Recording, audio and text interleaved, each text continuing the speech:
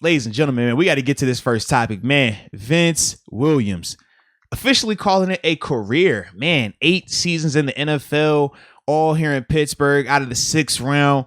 One of my dudes. Oh man, look, man, you talk about 6th round success stories. Tom Brady is up there. AB is obviously up there, but Vince for certain needs to be up there as well, man. You listen to his story, man, he was able to just overcome, man. Now, granted, he went to Florida State, but not in the same vein as what you would think in terms of some of these other bigger time players that come out of there in their first round draft picks. So for him to have lasted as long as he did and have the success that he did while still having to overcome the different challenges of first round draft picks being drafted in his position. We talked about, I mean, he shared the story about how him and Ryan, when Ryan got drafted here, it was, beef because he wanted to be the guy. And he felt I never heard this. Yeah. So he was saying that, this was after his rookie year, and he had played a lot his rookie year because of the injuries. So he was thinking that going into his second year, which was my first year here in Pittsburgh, that it was going to be his show. It was going to be his opportunity to start next to Lawrence Timmons. But remember in that year, that's when we drafted Ryan Shazier. So when they moved Ryan to inside linebacker, because that was a little bit of a conversation as well, would he play outside or inside? Because me and Vince talked about it because I just signed here and I'm playing outside. I'm like, bro, I ain't signed here for you to draft another first round draft pick right there. You just drafted Jarvis a year ago and you still got Jason Wells. So did you know the next year, right? Right. Little did we know. So that was the mindset at the time. So when Shazier went inside, Vince was, he talked about, he was like pissed off about it. And he was saying that the thing that made them become so close was Vince figured he always could outwork everyone, because as 6th rounders, we always feel like that. We feel like we're going to outwork any first round draft pick because first round draft picks are so talented. A lot of times they don't feel that urgency to have to put the extra work in. So he was saying how he would always try to put the extra work in, but Shay was always there. Oh, he goes out to AZ, put the extra work in. Shay goes out there too. Every day he's out there, never missing a workout, never. And he was just like, you get to the point where you're trying to kill yourself because you're trying so hard to outwork this guy. And then you just realize like, all right, he's just like me. And then from there, he was like, that's what really helped them become so much closer and why they're like brothers. You know what I mean? Like, so to me, when I heard that, it was just like, it always resonated because I'm like, yo, I can feel that. Like we've been through that situation. But to see him be able to have an 8-year career, outlast a ton of people. Would have been 9. It was his choice, I mean, absolutely. He walked away on his own terms. He easily could have played another year or 2 realistically. But to me, man, it was just like, dude, it was an awesome job by him, man, just to make it to what he did, to where he did, man. I saw a stat on the Steelers website. They released a statement listing all of his accolades and stuff. The one that really stuck out, it was at the very bottom. And you might find this interesting. I don't know if you know this or not. Out of his draft class, what year was it? 2010, 2011? No, he was 13. Okay. He came in 13. Yeah, but I know exactly what you're talking about. Go ahead. Yeah, so only 10 people in that draft class have played more games than him. And he was a 6th round pick, and they were all drafted before him. Yeah. That's crazy. That's crazy. Yes, insane, man. But you talk about durability. You talk about availability. You talk about productivity. Like, he's done all of that when the odds have been stacked against him. I mean, we all know he's not the best athlete. He's not the fastest. He's not the biggest. He's not the strongest. But what he understood was this, and this is something that Donald Copeland even said. Donald said that he's the best blitzing linebacker we've had since Peasy. And this is the thing that Vince identified. In this league, man, as a linebacker, you're 2 things. You're either a linebacker that can cover or you're a linebacker that can blitz and get after that quarterback. That's it. You're one or the other. You know what I mean? If you can't do one of those and like specialize in them, you're not going to last in this league. Or you're just elite top 5. Yeah. Right. If you're not, like, that's what you have to be. One of you either have to excel in coverage or excel at rushing. One or the other. For him, he said, I can't cover like that. He knew it. He identified. He said, man, I just can't get it. But he said, what I can do is this. If I'm going up against running backs, I got the size advantage. I got the speed advantage. And mentally, I got that advantage. And he literally formulated moves. He started to work on that craft. And I remember watching him. I remember this conversation with him, bro, 2014, 2015. And he's like, Mose, I'm trying to rush the passer. He would come on there and work little pass rush moves with us. I'm like, all right, Vince, but bro, you inside, bro. You got to work on your coverage, man. You know what y'all got. And we couldn't see it, but it was like, he was already formulating like, look, man, I'm going to dominate this thing from the inside. And from there, you think when he started getting close to I think he had 10 sacks to one season, then flirted with it again. That's special, man. That's special, but that was him mentally. He knew that's what he had to take for him to stay in this league that long, man. Yeah, big shout out to him, dude. I mean, even last year, coming out of nowhere at the beginning of the season with some of those big hits, like he was easily one of the top 3 or 4 players on our defense. with how the season started, just all the tackles for loss, the big hits, setting the tone. Like, he's been doing that throughout his career. Talk about leadership, and then we've also even talked about whenever we've brought up the inside linebacker and Devin Bush and who's going to be stepping up, who's going to be wearing the green dot. Yeah. I mean, Vince Williams has been a leader on the defense too, making sure people are in the right position and whatnot to do all this. And even that little stat that I brought up about him being playing the 11th most, 11th most games out of his whole draft class. That's just a big testament. Big shout out to him. Yeah, without a doubt. And something that you just hit on with his leadership, man. And Steeler Nation 412, I do agree with this comment. Steeler Nation 412 said that Vince showed success and loyalty in every category. For a fact, he definitely did that, man, 100%. Even at the end of it, right, where, he's released, but then he doesn't do the sour grapes, fuss about it. He still signs for less money to come back. That takes a lot. That takes a lot of loyalty right there, man, and a lot of just maturity. But something that you talked about was his leadership. And the reason why I love that part, and that does kind of transition to like the second part of his retirement in terms of like the timing of it and what it means. I love his leadership because that was one of the big things that we thought, even if he's not the starter, even if Robert Spillane or Buddy Johnson were to beat him out, we thought that him being there was monumental because he was the calming presence in that room. He was going to be able to keep those guys on the right path. And now when you take him out of there, now you start asking yourself, well, where does that leadership come from? Who's the calming voice? We already talked about Devin Bush a little bit this offseason and how, the maturity came into question a little bit. But we always wanted under the mindset that at least we got Vince. When he gets back, man, Vince is the common voice. So right now you're looking at maybe Robert Spillane, but I just feel like the leadership in that room right now takes a significant hit because he was a guy that not only could lead by example, but could lead with his words. And now when you just take that away, I mean, essentially the day of camp, because it happened on reporting day, it really puts you in a little bit of an interesting situation right there. Yeah, the timing is actually pretty funny and interesting because... You want to get into the timing? Sure. We can talk timing too. Yeah, I guess it goes hand in hand with all this stuff that we're talking about because he tweeted out, like, I don't know, a few weeks ago or something, man, I just want to win a championship for this city. If you follow him on Instagram, he's literally been posting highlights of him smashing dudes. Like, these are all the plays that we remember Vince. We was like, he went to sleep right there. Oh, he went to sleep right there. Oh, I remember Vince, when you hit this dude and he went to sleep, we always on the sideline. You know what we said?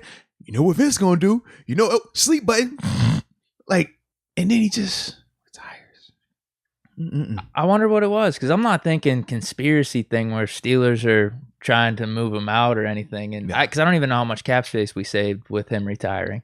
And I don't know how much that's really going to benefit because us remember they already had like that. Remember they already had cut him from the big contract. So this part, it was just from, I think when he came out, was just on a vet minimum deal. So it's not even you're not going to save anything significant from this one. But we did save on the first one, though. Well, even at that, fills a big need right now. It's not like we wanted him to leave because we talk about that leadership and just what we have going on at inside linebacker right now. So I'm pushing that aside. I'm not thinking that's the case. So probably just comes down to Vince. Not feeling it. I don't know if you could explain it. I mean, you've retired from the NFL. You've said, "Hey, this is just it." So yeah, let me talk about it, man, because this actually has a ton of layers, and I'm actually glad that we're gonna get this chance to just chop it up about my dog, man. So when the news first came, I did see people saying, "Well, why would he retire now? He could have done it when they released him, right? He could have retired then if he didn't want to play anymore. How do you change your mind, right? He just re-signed. He looked like he was happy. He was at OTA's minicamp. Why now? It doesn't make sense." This is how it could have been, right? And I'm going to give you just a couple of scenarios here. It could have been as simple, first off, as the contract, right? You get asked to take a pay cut, but it's under the premise that you're going to come back. You're going to at least get the opportunity to compete for the starting spot, right? You, Robert Spillane, y'all get a chance to compete for it. And then say OTAs and minicamp comes and the reps aren't divided in a way that he thought they should be, right? In terms of if I'm told that, hey, I'm gonna get a chance to compete with you, we got 8 reps total and it's supposed to be 4 and 4, but instead it's more 6 and 2. How you gonna feel about that? So it could have been that. And then from there, him just saying to himself, you know what, man, I've made my money. I'm healthy. I don't have to deal with this anymore. And the same way they cut me out the blue, I'm going to just retire out the blue. Like, it is what it is. That could be a scenario. Not saying that it is, but that is something that you have to deal with as a player, right? That's the one way. That's one scenario. Second scenario could simply be this. And I don't think he sustained any injuries, nothing like that. But say at the end of mini camp, going into that, all those last 3 weeks, say he just wasn't feeling healthy anymore. Like, man, something just nagging. It's nagging. Maybe I didn't have to have surgery, but I just don't feel like I could do it to the same level, which happens. I mean, I remember going into the AFC Championship game and warming up, and I'm like, yo, my hip is killing me because I had messed it up in the Chiefs game the week before. But I didn't have to have surgery. I wasn't even on the injury report. But you're going out there, you're like, bro, I don't feel good. Pull to Brady. Like, you're seriously, you're like, bro, I don't feel good. Like, I remember warming up, like, yo, I can't like move my hips the way I need to. Like, this sucks right here. It could have been something like that. And him just simply saying, you know what? I don't want to deal with that. It's only going to get worse as the season goes on. And he could be saying, you know what? I'm going to walk away right now and just save it. Now, the last option could also be this. And this is a scenario that I've had to deal with as well. You go in football, you go through phases, right? And you're very fortunate if you make it to the third phase. Not a lot of us make it there, but when you do, you're very fortunate. So you start out as the hunter. Those first couple of years, you are trying to take everyone's head off. Teammates, vets, you don't care about anybody. You got to get it. All right. Then you go to that second stage of where you're the man. You know, the people are trying to hunt after you, but you that guy. You bring them on, right? You on your prime years, right? And then if you're really fortunate, you go to that third stage where now you have to become the mentor. And that's the part where for some guys, they don't want to do that because think about Vince, right? And think about Robert Spillane. Robert Spillane went from being released to being on the practice squad, essentially being Vince's backup, to now, hey, Vince, Spillane's going to start over you. You coach him up. You tell him your secrets. What do you see pre-snap to make you shoot a gap and get a tackle for a loss? Coach him up. That's tough to do, especially when you're coming off of starting 14 games and feeling like you can still get it done at a high level. So now you're over here dealing with that just inner, battle of, I still feel like I'm this dude. I still feel like I specialize in this and nobody can touch me in that. But yet you're telling me I need to turn that off and go more coach mode and say, hey, look at this right here. You see his feet? All right, when that toe goes like that, that's when you should trigger. Now I got to give him the secrets. Not everybody wants to do that. Like I said, not even the secrets. He might be thinking too, I could just do this better. Seriously. So when you throw all of those in there, typically guys react one of three ways. You got the guys that'll just say, you know what? I'd rather retire. We saw Troy do that, right? Obviously, we could see in this scenario, it could be Vince doing that. We've had guys that take the approach like I did, right? My last 2 years, I said, I don't mind being a mentor.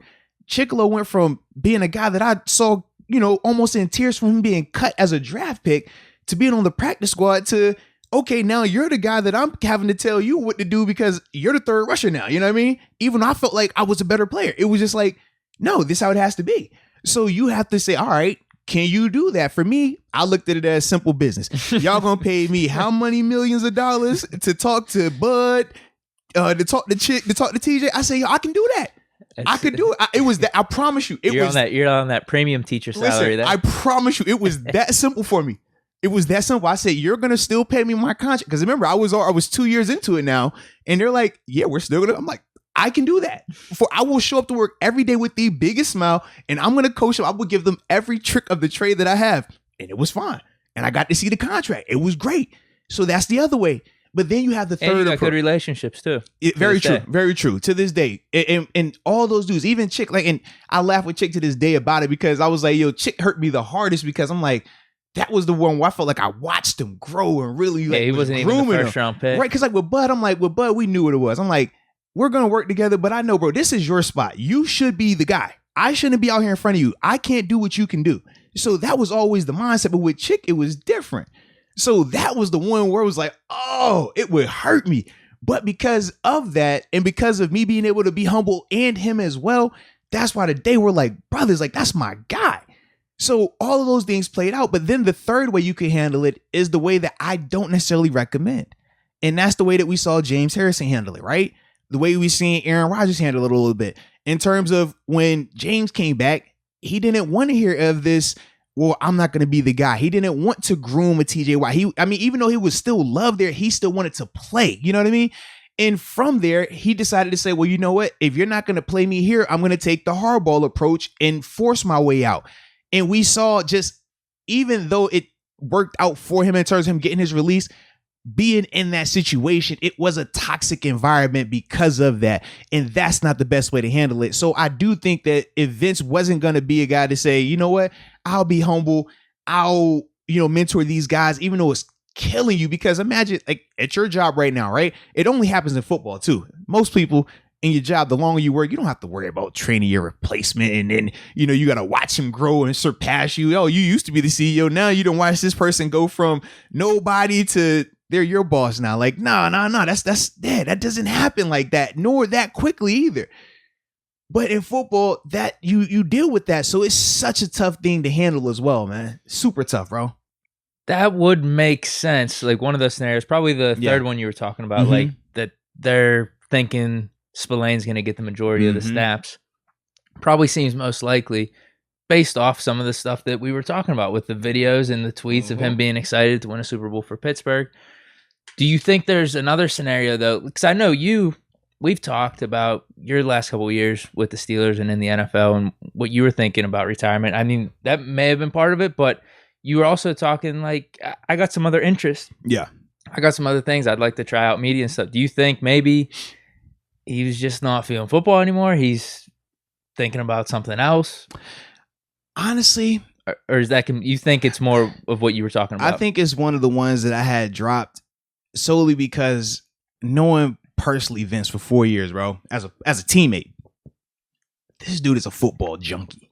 Like, loves the game. Like, and not just the Sunday part. Like, he's a process guy. He's a Monday through Friday. Let's get in the lab. Let's watch tape. Let me study this. Let me practice this. Like, he's one of those guys who are addicted to that. When you find that, that's why you get those guys to last that long. I'm the same way. And that's why we clicked, because we're very much addicted to the process. Sundays are cool, but I love that grind. It's something about just being able to see it and understand it and infiltrate it. And now you formulate this plan to just dissect it. Like, I just love that. And he's the same way. So I don't think that it was a outside interest, man. I think it was legitimately one of those scenarios though that I laid out, man, because that's the hardest part. Because if you're Vince, you can still do media if you wanted to do media. Not saying that was it, but if he wanted to do media, he could easily do that while playing. In fact, a lot of times they say you start if you have an endeavor that you already are passionate about that you want to do, a lot of times they say start it while you're playing, especially at the back end, because you already have those eyes. You already have that people even platform. say that if you're just working a normal job and want to start doing something on the side. Yeah, you do it then. If you wait, now, the longer you're out of it, and now you're trying to start it up 2 years down the line, 3 years down the line, you're not as hot anymore. People don't recognize it the same anymore. It doesn't hold the same type of attention. So that's why they say if he was gonna do something like that, it would make more sense to just keep playing and do that. Yeah, then the only other option would be you're just not feeling football anymore. But then based off everything you said, how comparable he is to you and how much he loves football. Like, dude, that doesn't really add up. Loves it, man. So yeah, probably one of your scenarios. It just wasn't going to play out exactly as he planned in terms of playing time. Yeah, man. That's probably it. Yeah. So that part is definitely going to be interesting though, man, in terms of where we're at now though, right? Because you go from expecting to have at least Vince in the fold, whether it's as the starter or at least as your depth guy, you would have that. But now you go from that to essentially Spillane. Does he walk into it? And I mean, I feel like he becomes the surefire starter now because Buddy is not going to be ready that soon. And we talked about that as well. I just don't think he's going to be ready that soon. And with Marcus Allen and Ulysses Gilbert, they bring different things to the table from an athletic perspective, but they haven't produced. They haven't had the experience. At least with Spillane, we've seen him have some success. We've seen him out there in a couple of games now. But to me, that becomes really interesting, man. It definitely does. It's going to be Bush and Spillane then. Yeah. And there was something that went around social media about could Spillane be like a bona fide starter or a stud middle linebacker. Someone tweeted out and Vince actually responded to it. Yeah. And he said, yeah, I know for a fact he could be. So we're just going to have to wait and see. And hopefully the Spillane before the injury shows up next year because... Right, that's the key. Dude, him and Bush, and if Bush is right, all of a sudden our middle linebacker comes a strength in a way. It's something that we're talking about weakness, especially with depth right now. But if Spillane shows up and Bush is right, I like our chances there. But it is an uncertainty. It is an uncertainty. And I feel like the big question on Spillane is, well, those first couple of games where he was just explosive in the playmaking, was that a flash in the pan? Was that an outlier, or is that the norm for him? Or was what we saw when he came back in that wild card game versus Cleveland, is that more around the vein that he's in?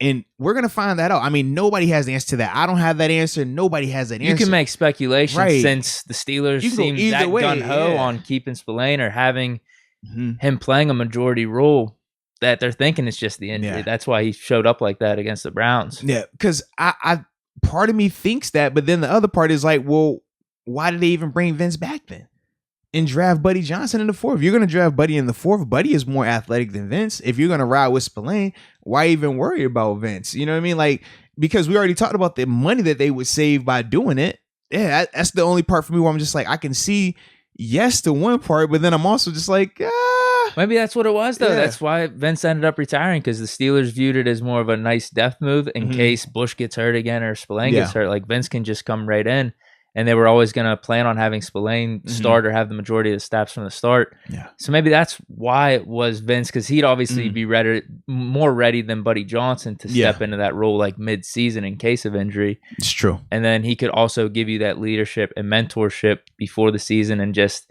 even throughout the week. Now, so maybe that's how the Steelers viewed it. Like, Vince would be a big benefit to them from that standpoint, but maybe Vince was hoping for more playing time, and the Steelers weren't willing to give that to him. This is going to be interesting. Now, do you have any concerns about the play calling now, though, the green dot? Because our, my Irish brother, Michael Patrick McCracken, he says that maybe D. Bush, talk about this. Devin, can tweet the defensive calls out. So I was asking, do you have any concerns about that? Well, Vince was the guy then all last year when he was in. When typically when Vince is out there, Vince has the dot. Yeah. Spillane didn't have it at all. Was Vince and Spillane out there together? That's what I mean. I don't remember their time. I don't remember the time. They were. I remember, was it Tennessee, right? They were for a decent amount. Yeah. I think it's got to be Bush then. We were talking about it. I mean, this is just the next step for him. That's the progression. I just wish we could have saw that last year, because that was the part where he, when he goes down like that, you miss a ton of that part. But he's going to have to be the guy, right? Was he the guy before he got hurt? Did he have the green dot? I can't remember. I think we were talking about it last preseason. Yeah, we talked about it. I don't remember off the top of my head, though, man. I can't either. Yeah. Maybe someone knows in the comments, but I just feel like that's the natural progression for Bush. Right. Like, it's got to be you, dude. We drafted you first round. Yeah. You're supposed to be the stud middle linebacker overall. Like, come on, man. It's time to grow. We got to take the training wheels off. It's expedited. Yeah. It's just going to have to be the case. That's an expedited who else? process, man. I mean, you thinking Minka? Now, you could do that. They've done TJ before. But the problem is when TJ has to come out the game, now you have to go hand signals. Whether it's only a couple of plays here and there, but you still have to go that route. That's the only problem. Yeah. Whereas Minka's out there every play. TJ, it's a given. He's going to play like 80% of the snaps just because you need that as an edge rusher. Bush will play 100%. Same with Minka. I think you just got to do Bush. I feel like that's what it is, Bush, man. Hey, he got to grow up, baby. It's time. It's just time, because if you're going to give it to Minka to start off, we're still going to be like, all right, Bush is going to get it eventually. Yeah. At what point? He got to grow. It's time, man.